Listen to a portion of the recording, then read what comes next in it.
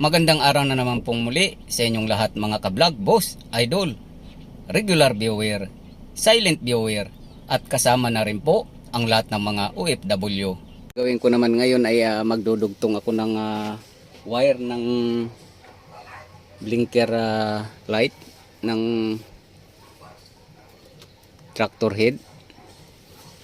So mayroon po akong ini-install dito na blinker light ng para sa tractor head. Ayan po.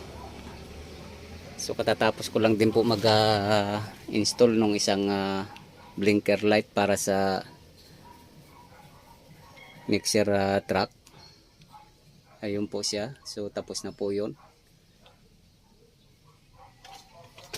So yun dito naman ay kinapos po siya ng wire.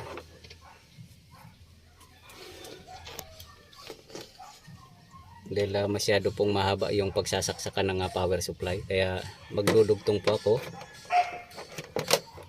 magmula po dito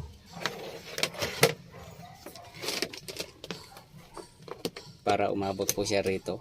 Yan.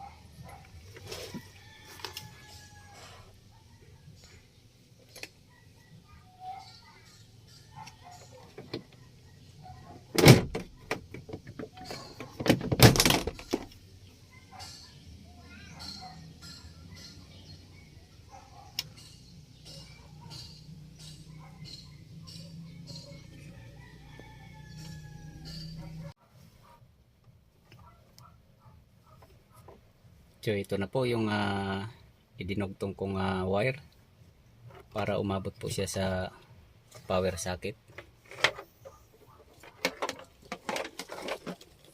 So yan na po siya.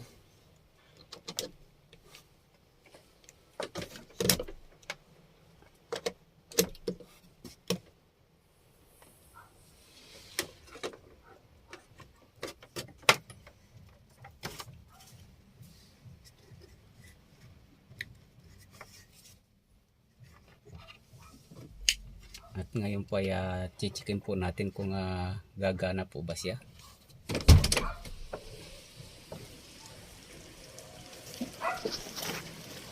So ayan na po siya.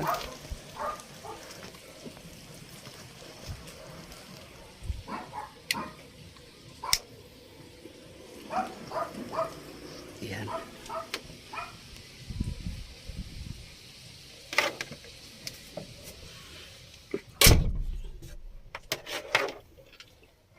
So every time po na gagamitin to ay isasaksak lang po siya. Kasi hindi naman siya steady laging ginagamit. So bubunutin lang po siya dito. Ayan. At pag gustong gamitin, isaksak ulit. At mayroon naman po siyang switch dito. Yan, so hanggang dito na lang po muna ang video kong ito. Please like, subscribe na lang po and hit notification bell para sa susunod na mga video. God bless all po.